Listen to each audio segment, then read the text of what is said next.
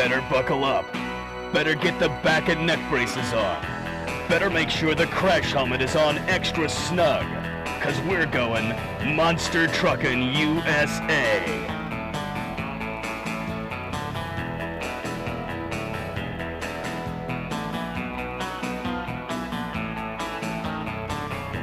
The all-out, undisputable king of big American motorsports.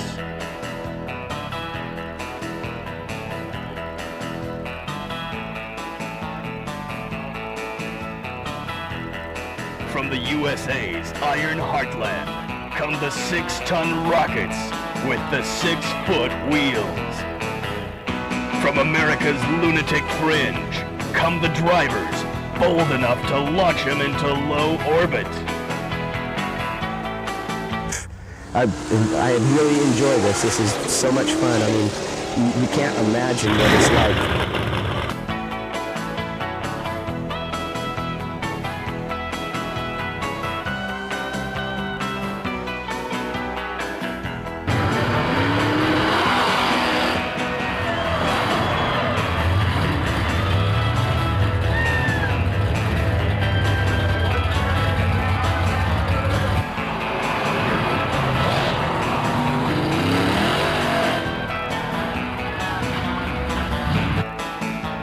Fire-belching mammoths of steel that are going ballistic.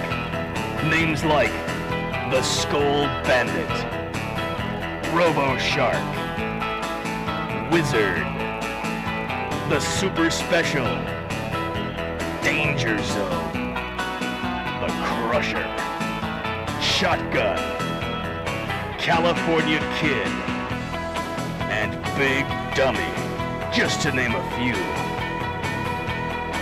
Insane 1,500 horsepower trucks doing the sideways crab walk before they crush Pintos and flatten Granadas. It could only happen in America. It's the ultimate in heavy metal contact racing. It's Monster Truckin' USA. Yeah. Okay, my name's Danny Woodcock. I'm the youngest brother of Terry Woodcock, and I've been driving monster trucks, racing monster trucks for about 3 years now, except for the short stint when I was in Japan for 8 months, and just got back October, but I do plan on going back, and I decided to get back into racing with my brother here in Bakersfield, and the nickname, Dangerous Dan, came from driving this. Used to have a Toyota, 79 Toyota body on it, and I raced it for about 1.5 years or better, and we got the name Dangerous Toy from a rock and roll band, and we named it Dangerous Toy, and from that came Dangerous Dan. When I'd sign autographs and such, they go, "Are you Dangerous Dan?" And so I said that, I all of a sudden started making myself Dangerous Dan after that. The very first time I drove was on my birthday about 3 years ago, the day of my birthday. And I'd never driven a monster truck before. He told me hop in it, and that night, that weekend actually, I took second place. I went up against Gravedigger in the finals each night, and I took second place every night. And that was my first time driving. Since then, I've been driving for him, and I love it. I probably won't stop. Yeah, but I've been working with my brother doing this type stuff for, God, we've been doing it for 10 years or better. Yeah. The first time the first time I got airborne, it was like I was afraid to hurt the truck. You can't hurt the truck. I can't hurt the truck. Maybe somebody else could, but you can't hurt these trucks. And I really enjoy this. This is so much fun. I mean, you can't imagine what it's like flying over cars at 30 miles an hour, and how much air you can get, and when you land, how it feels. It's just the adrenaline pumps. Like the very first time I drove, I had butterflies in my stomach, but thereafter it was just like, it's like I could do this forever, and I'd do it for free.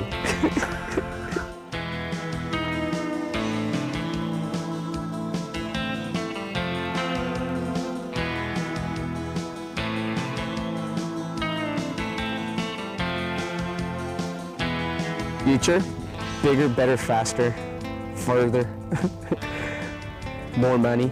Well,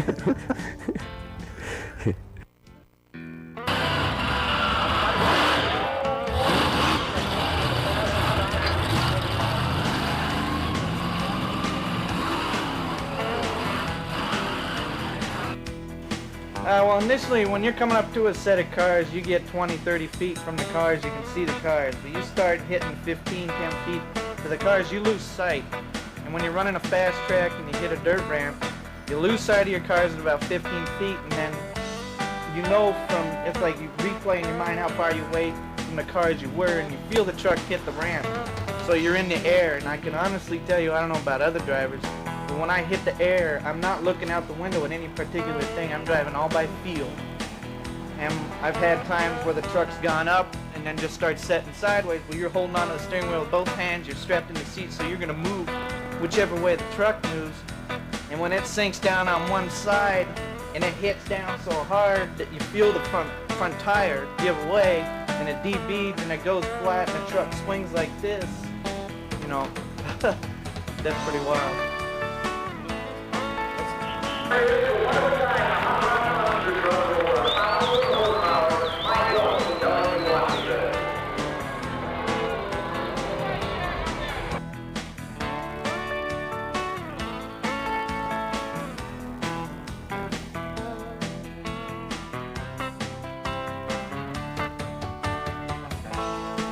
When I'm performing, I like to play to the audience, and I like to see a lot of audience participation.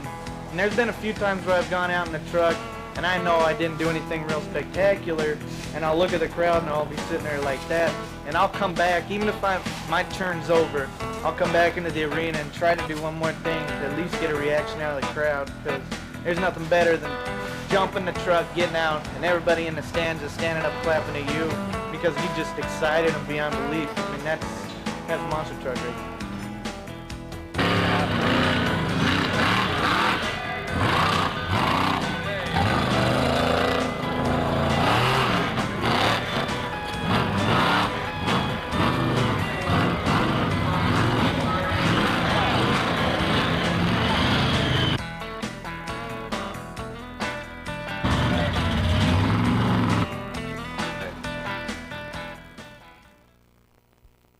Yeah.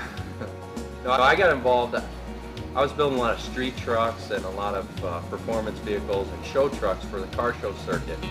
And we had an idea one year after seeing a monster truck about 12 years ago of building a monster truck. So somebody came to me, Seth Dalton, and said, hey, what do you think? You want to try and build a monster truck? So, you know, I took it on as a challenge. At that time, monster trucks were more of a showpiece than a trophy, and were used for display, and not really, there was no racing involved.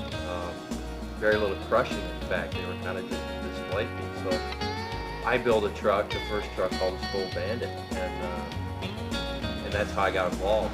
And then I've been in the sport since, I don't know, 12, 13 years now, and it's just kind of evolved, and I've been there through all the changes with monster trucks. So it's kind of been exciting. You know, I've seen it from the aspect of just shows at car shows and being on display and crushing two little cars, just rolling over them at barely an idle, to today's fast pace, you know, flying high through the air and going 60, 70 miles an hour as fast as you can. Getting air in a monster truck takes a little bit of technique. It's not the same thing as when you're racing. When you're racing, your objective is to finish fast. So the first time you get real incredible air in a monster truck, it's something you'll never forget. It's like slow motion. You throttle just as you hit the car. I mean, you throttle it, you put it to the floor, and the truck just flies. It seems like everything stops. It's like somebody put it in slow motion. And then you land, and that landing is something you'll never forget, because your head, you didn't know you could move your head in that many positions. It bounces all over the place. But when you settle out, I mean, you just have this adrenaline rush like nothing. I mean, nothing you've experienced before. Exciting, it's guts. I mean, you get out there, every track is different. Some tracks are short and real fast paced with steep ramps and fly high. Other tracks are really fast and long. racing monster trucks takes a lot of guts. You got to go out there and really study your track.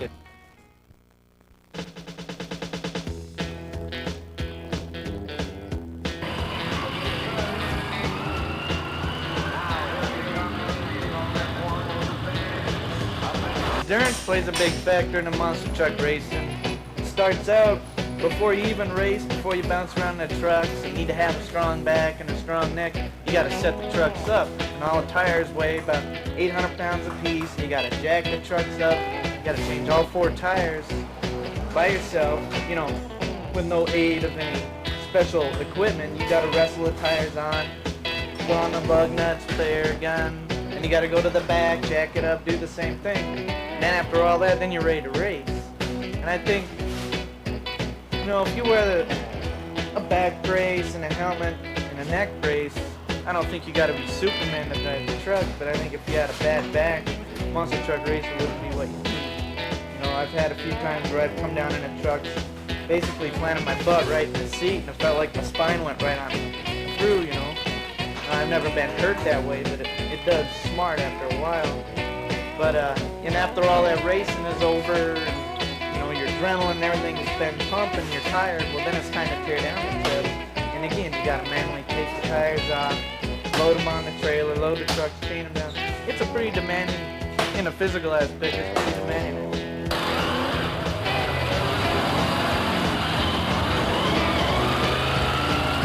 I find kids are the biggest fans in the monster truck. Young kids probably from the age, well, toddlers. I mean, I've seen people bring their babies out and they'll be looking at the trucks like that. Probably from, you know, little babies to 15, and then it's real funny, the older people, like elderlies, I don't want to say old, 60 and on, they really are impressed with the trucks too. And I think those, if you spend enough time with them, signing autographs and do a good show for them, you got yourself a fan for life.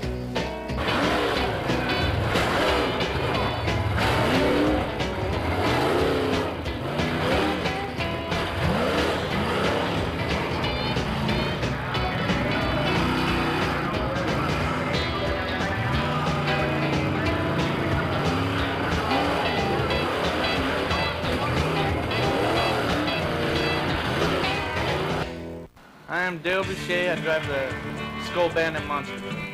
Okay, when you're running the trucks, your adrenaline works overtime, and you hold on the steering wheel tight, and you don't know, you know, everything that's going on. You gotta think just like this when you drive, and if you're not right on, you're gonna lose your race if you don't dial yourself in. So the adrenaline comes into a big part.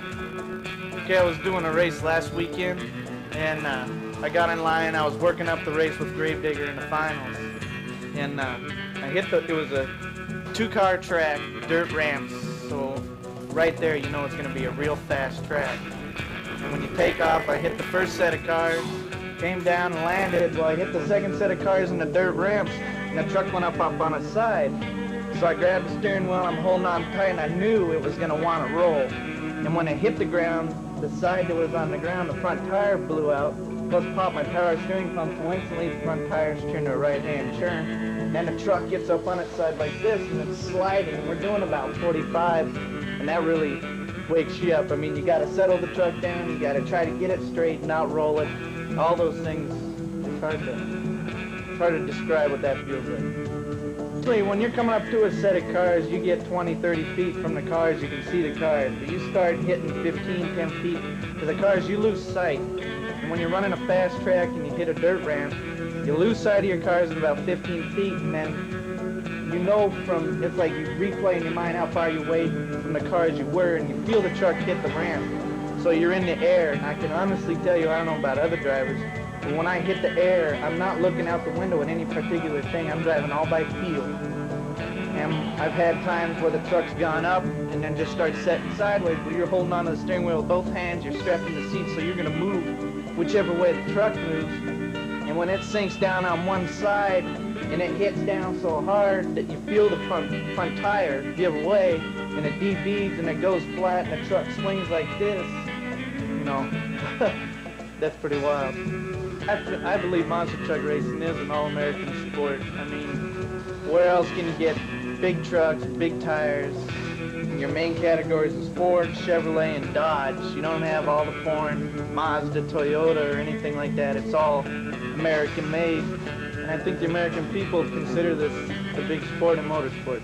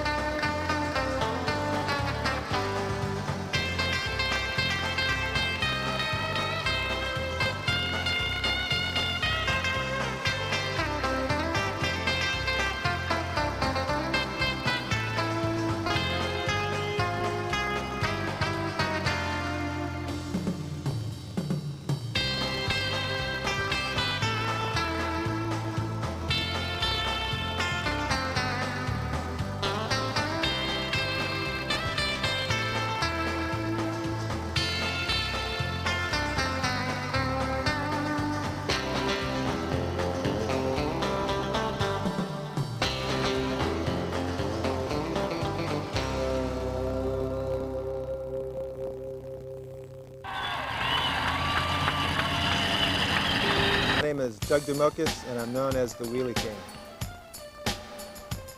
When I did my first wheelie, I was, I think around 15 years old. Ecstasy. It was the best feeling in the world. I got a job as a guard working in the pit area at the professional races, the professional motocross races there. And I got kind of bored, so I started wheeling around in the pits. And some of the top motocross guys saw me and thought it'd be pretty neat to see if I could start wheeling around these motocross tracks. And at the time I could wheelie around them a little bit, not too great, but I started practicing and I got to where I could ride around the tracks. And got sponsored by Kawasaki in 1979 through 81 and sponsored by American Honda from 81 to 84. And brought me here today. There's no real secret to what I do. If there is any secret, I guess it's practice. I put a lot of hours into practicing. I make it look really easy, but I've spent my time and I've paid my dues. I got a lot of scar tissue on my elbows and my knees to do it. This particular bike is a Honda CR250. It's got a couple modifications. It's got a bigger sprocket on the back, which is probably the most noticeable. 75 tooth, 13 on the front. Carburetor's on a 45-degree angle, so the thing actually, runs better when it's doing a wheelie. It doesn't run as good on two wheels on the ground as it does on one wheel. Being the Wheelie King has gotten me to a lot of places around the world. I've been to 12 foreign countries so far, and I'm hoping to go to a few more. I'd like to go over to China, and one of the things I'd like to do in China is wheelie on the China wall.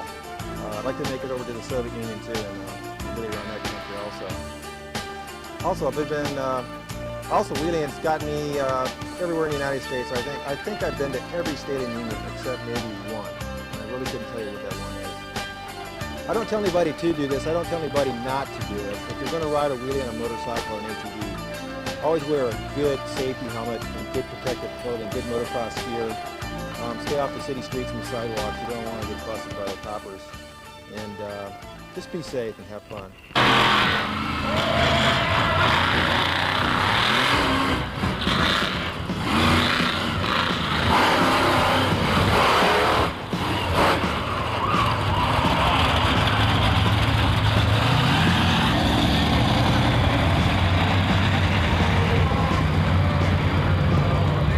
Each other.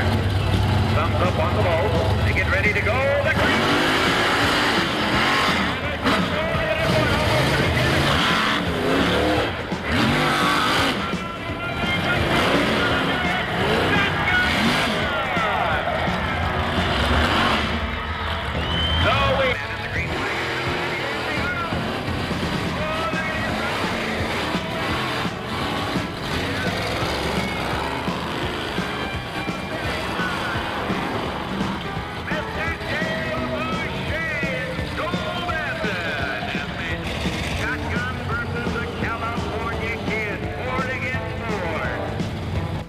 What's it like to drive a monster truck?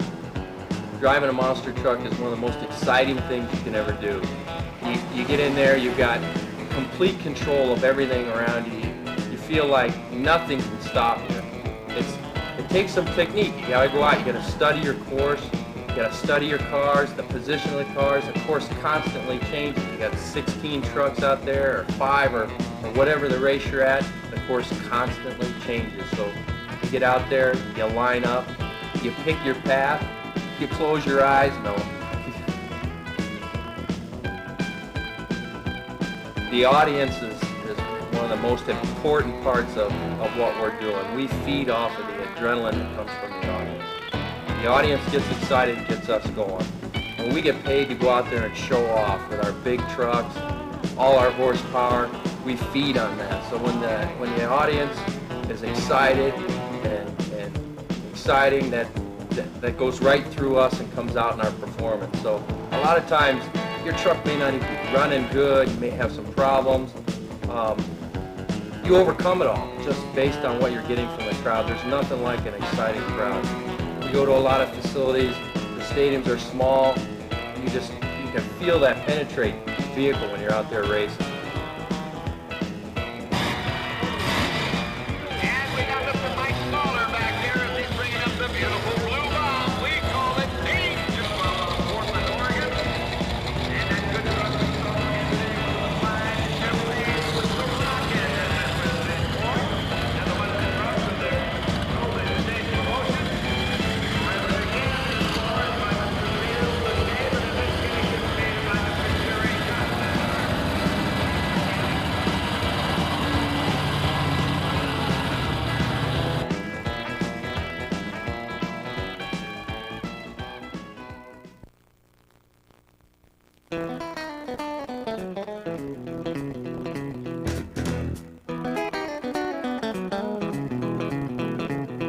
I'm Frank Schettini. I own and drive the Big Dummy 3 monster truck.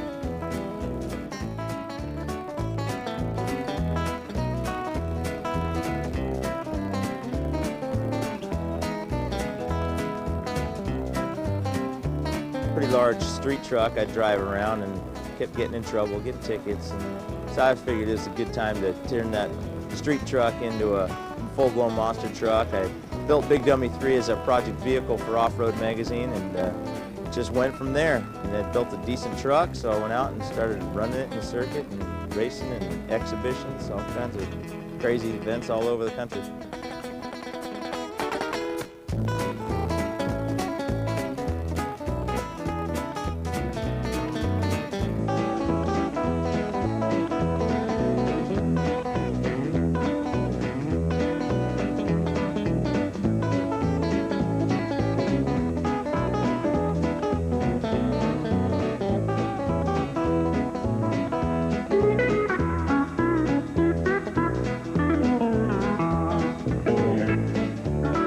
Started off by coming up with some pretty crazy theory and technique, a lot of off-road sports put together, and designed the suspension first of all, and then all the body mods and all that came with sprucing it up for the magazine article. I ended up with one heck of a truck. The design took a long time to figure out how I was going to do everything, and then just went to work, built it, and It's a little bit obsolete now, it's kind of heavy, but I'm building a big dummy 4 monster truck, a lot lighter, gonna be really fast.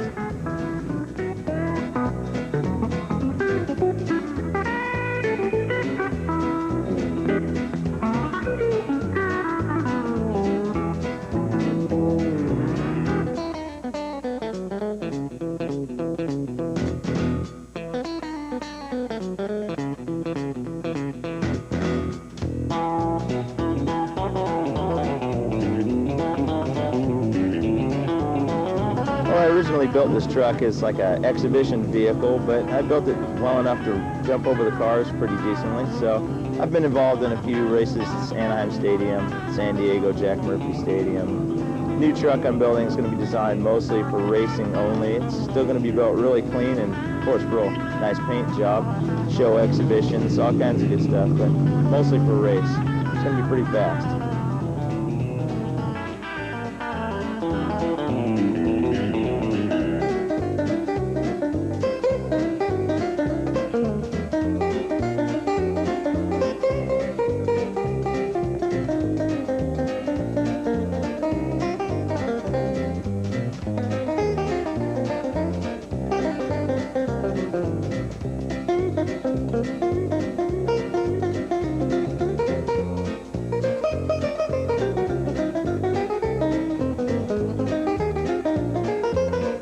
Motocross for about 8 years and switched over to the monster truck racing. Nothing like motocross, but what's great about the monster truck is you can hit the cars the same way, same speed every time, and you always go a different direction. That's a real exciting feeling, and controlling it, and the horsepower, and handling the weight, controlling the vehicle. It's a real thrill. You got to try it sometime. Getting it around the country in the tractor trailer, that's a lot of work too. You know, you got to get the truck loaded up, get it from place to place, make it on time always, and then put on a good show. I do well. Jumping it the first time, I was just got up there in the air and was hoping to land rubber side down and shiny side up. But you know, eventually you get used to it, you get a little more control, and just start gassing it more and more, get higher, fly further. And can't wait to get my new truck done, because that's going to go 3 times faster than this truck, fly much higher. What kind of race is this? They put themselves and their trucks on the line. Winner take all. Loser loses all.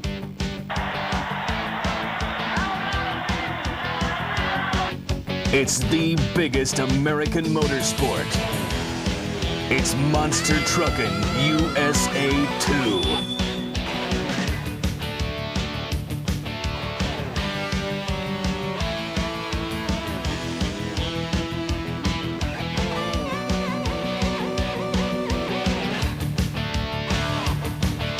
With rigs like Rocky Mountain Thunder, the Frequent Flyer, Dangerous Toy, Explorer, High Voltage, Hot Stuff, Wizard, American Graffiti, Carolina Crusher, Danger Zone, Roboshark, and the California Kid.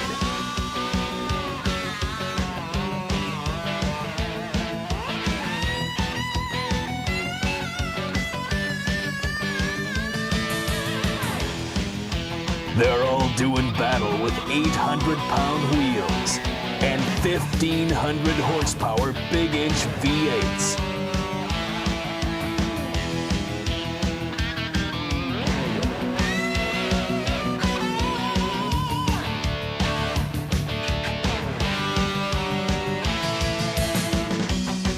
When one of these babies gets airborne, you know it's gonna land hard.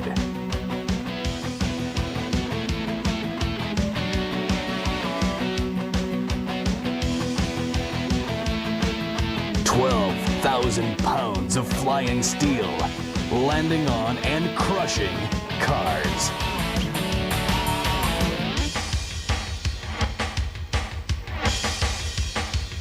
That's the Monster Truck way.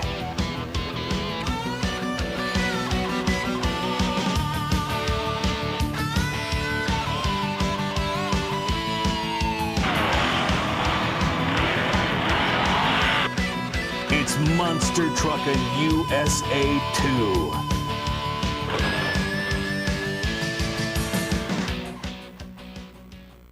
Hey, my name's Terry Woodcock, and I'm in Bakersfield, California. I run out of Ed's 4x4 repair service in Bakersfield. I've got 3 monster trucks presently running the circuit, and I'm building a 4th and 5th truck. Also building a tank school bus for the children to ride in. And this truck right here is called a Frequent Flyer. It's Ford sponsored by Ed's and Pro Comp, also sponsored by Rewarder Headers. And it used to be called Dangerous Toy. I know a lot of people will remember that truck. It was quite popular. We changed the body. All my truck's bodies interchange. Takes about 20 to 25 minutes, and we can have any body on any truck. So it makes it pretty good for racing when things change. You never know what's going to happen. We've been on our top, on our side. Everything that can happen will happen.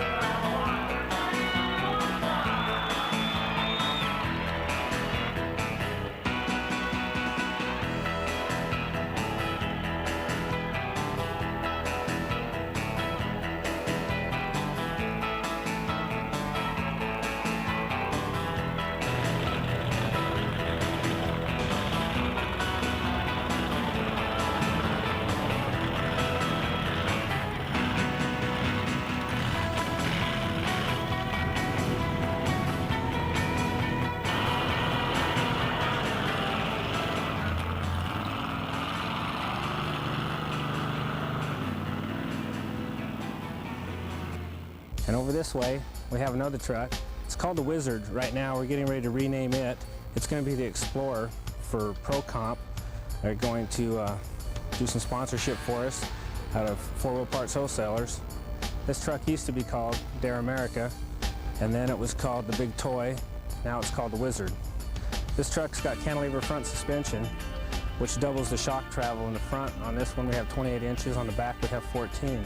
Like the Frequent Flyer, which also has 14 front and rear. All my trucks have the fiberglass bodies. They're all tube frame. They're all coilover suspension, Clark Planetaries. They've all got rear engines. They're all center seat drive trucks.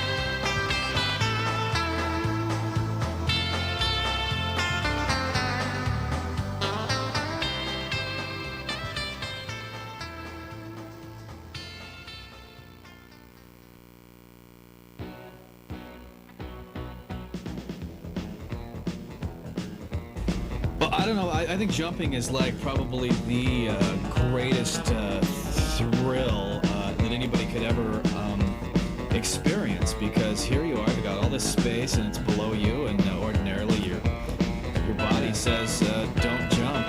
Yeah, man. I mean, it's incredible. It's because your body has never experienced anything like that before. I mean, never. And it's just, you're going up, and if you're doing the crane one, you're going up, you're seeing everybody down there that's about to watch you do it getting smaller and smaller. You're watching the airbag getting smaller and smaller, and it's you continue to climb. Right. You go higher and higher and higher. It's not the kind of thing that people who have a fear of heights can do. There's a lot of fear definitely involved. Right. I mean, it's just funny how many people talk about doing it, and then they get there, they look at the crane, they look at, they watch somebody do it, and they said, maybe. Yeah, but it's, and that's the thing, once you're up there, you're just looking at all these little tiny people. But you can't back out because all those people are looking at you. Right. Something you got to go through. Once you're on the crane, man, there's no turning back. And once you go through with it, boy, are you glad, because it is something that you have never experienced before. It's absolutely a pure adrenaline rush, and that's all it is. There's like that second of time where your body goes, uh-oh, you goofed, it's too late, you're gonna die, and then you feel the tug of the cord and you bounce back. It's something that everybody should experience at least once. I was talking to this one guy who said when the first time he jumped, he like let go of the thing, he got the countdown, he let go, and he was at that second when your stomach drops off. He said he's like started flapping his arms. He thought, but he's flying. He thought he was gonna try to, because it's a natural response. Your body says that's it, you blew it, you're dead. But and then there's the other thing too, where your body and your mind sometimes thinks that so many things could go wrong. You could hit the ground, the cord could break, you could hit your head on the platform. There's so many things that could go wrong if the equipment is just not up to par, that you really have to watch it. But once the equipment works and you work and it all happens, boy, there's just no other feeling like it.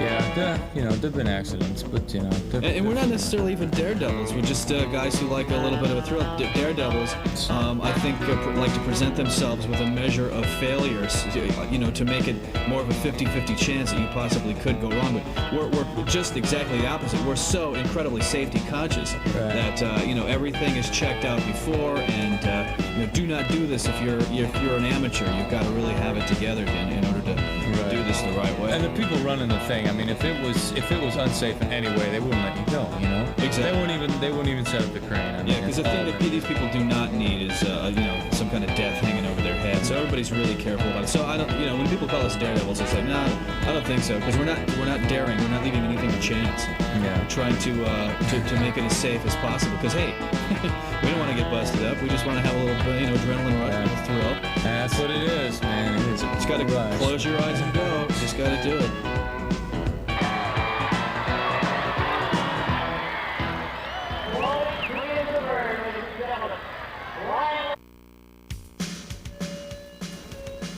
Now, I love monster truck events. My brother and I come down here as much as we can, to these things. We take our own personal trucks out here. Everything about them is extreme, and that's a good example is the loser's truck at a race. A lot of times they'll destroy it. They'll destroy the entire thing just for the crowd. It's that kind of audience participation, and they really get involved with it. And they do it differently every time. Like sometimes they'll take the loser's truck, the loser from the monster truck event, and they'll trash it with the other monster trucks. This particular event, my brother and I were racing our own personal trucks in, was a little bit different. And they took Muscle Beach up, the loser of the monster truck event, and they hoisted up the top of a crane and dropped it. It's just these wild kind of ideas, and it's really extreme. Who would think of dropping like that thing weighs tons, and it's a real gas. We like to go around and do a little off-road driving and stuff, and to tell you the truth though, neither of us have got the money or a lot of the time to get our trucks into full race condition. So basically, they're just, you know, he's got an old stock Chevy, like a 65, and I've got a Jeep, and you know, we take him out to these things because it gives us a chance to, you know, go through a course, see what it's like, you know, to you know, drive these courses as fast as we can, get a little bit of competition in, and you know, see what it's like to race under pressure in like a big arena, and to you know, go through the whole rigmarole of filling out the forms and being in a race. And you know, eventually, if we get more money and stuff, we start dumping into our cars, we'd like to, you know, keep doing it all the time and maybe do it full time. Maybe eventually get to the point where we'll get monster truck, get a monster truck and start driving in circuits, you know, around the country. But the events and the monster truck races are just fantastic because it's this broad spectrum appeal that they have to all kinds of people. You can come down here, you know, with your friends, your family. Everybody can come down here and just hoot and holler and just like scream and egg on your favorite monster truck. Or everybody's got somebody that's driving you know, their own truck, you know, when it comes time, you know, for the personal course. And everybody can get involved, you know, like cars, motorcycles, everything gets involved here, and it's really challenging. The course, you know, from a distance, you look at it and go, oh, it looks like a couple of hills. So that looks pretty easy. Well, you get on it, and it's not easy. If you drive it hard, you're usually going to wind up breaking something. Hopefully not yourself, but you'll wind up breaking something on your truck. My brother's truck broke an axle, and we found out after he got through the course. And it's not that uncommon. You find out that, like, in fact, I have a suspicion that a lot of the guys who come down here even try to like wreck their trucks. And it's like they have this. They just keep pushing it a little bit harder each time, and you know, you get a great thrill out of it. I mean, you hit these, you hit the course and these bumps and these hills really hard, and before you know it, you're flying through the air and you're landing really hard, and you get a little used to that. Pretty soon, before you know it, you're doing it more and more, and sooner or later, something breaks. And I think a lot of these guys come out here wanting to do that intentionally, because a lot of what they're bringing out here are old, beat-up trucks that have been, you know, second cars for a long time, and they've just been sitting around taking up space, and so they trash them. They'll lose a tranny. They'll wipe out the front end or something. It really doesn't matter to them, and they'll just want to push themselves and their truck to that point. And that's one of the really great things about it, because everybody in the stands is screaming and hollering and really egging everyone on to like just keep getting more air, to keep getting, you know, higher on those jumps, to keep pushing it harder on the hill. And this is a great spirit.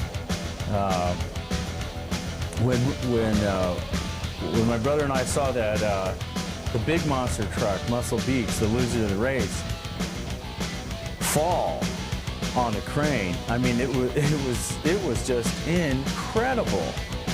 There was this electricity that just went through the entire crowd. It just it can't even be described. And that's a really good example of like the kind of things that would happen at monster truck events. You know, this has got to be the only country in the world, the USA, that has got monster truck events. I can't imagine that they would have it in France, and I can't imagine any other country really getting into it or having the broad base support. And it's just fantastic. I mean, where else are they going to take a big, gigantic monster truck and waste it, drop it, and then everyone immediately comes up to these things and just checks them out and talks about them, and it's really exciting. It's just a great event that everyone can come down to, everyone can kind of participate in. And it's something that'll be going on for a long time. I think it's definitely part of the American car culture. And I'm going to be coming back for sure. The tank, like I said, is a 1948 M4, and it's an old military surplus I got from back east. It'll have the van body on it, the school bus, and it's again sponsored by Ed's 4x4 along with everything I've got. It'll be the first tank I've ever had. I've had several monster trucks in the past. I've been involved in building 31 monster trucks to date and mud tractor tire trucks.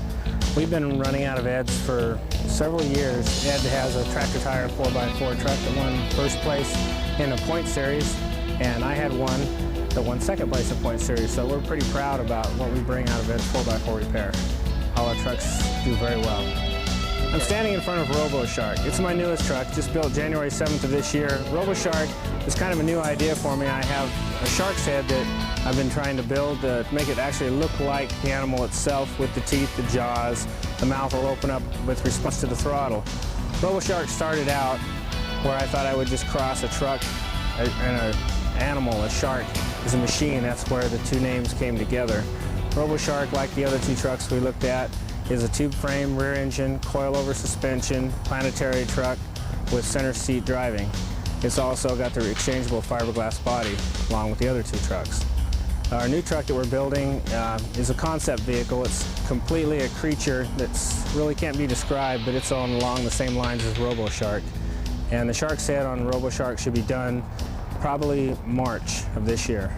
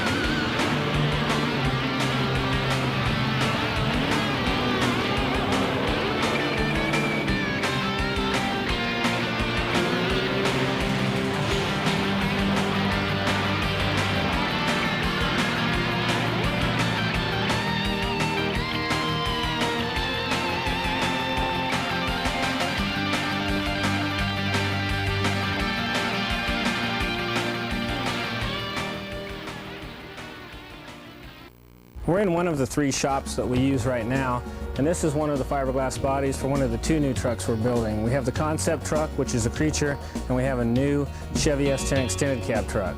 Along here we also have two miniature trucks. They're the ones I spoke of with the 6-foot 9-inch wheelbase that will have Dana 60 rear ends in them for front and rear steering, and it'll have rear engine, V6 in one and a V8 in the other.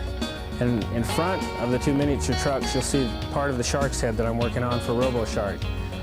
When it gets done, it'll have fins, jaw, teeth, and the mouth will actually move opening and closing to expose the teeth to look like a real shark. that again is where our concept Roboshark came from. We want it to look like it's a shark that's coming out of a machine. But for me, it's very exciting. I love it. There's nothing in the world that feels better.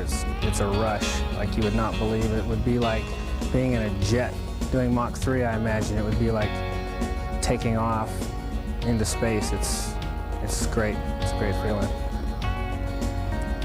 Well, so for the future, monster truck racing is constantly getting more competitive. The trucks are getting lighter. The suspension is getting much more state-of-the-art. The trucks are just performing a lot better, handling a lot better. And my truck's very stable. I'm building some new miniature trucks, and I kind of see that as the future. Actually, the monster trucks will stay in, but they'll also be a sideshow of the miniature monster trucks, which are the ones with the 6'9" wheelbase, the Dana 60 front and rear steering, rear engine trucks that'll have about 1 horsepower for every 2 pounds. So it'll be a rather fast, wild ride. How you got it? The Bug, what an evil creature.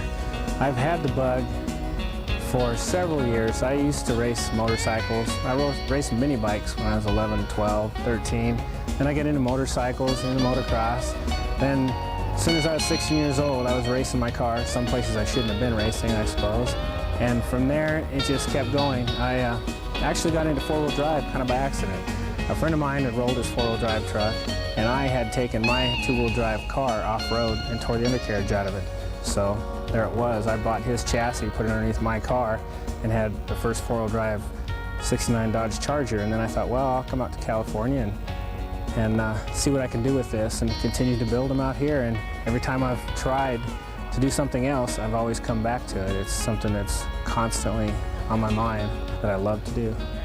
It's an obsession, that Bug.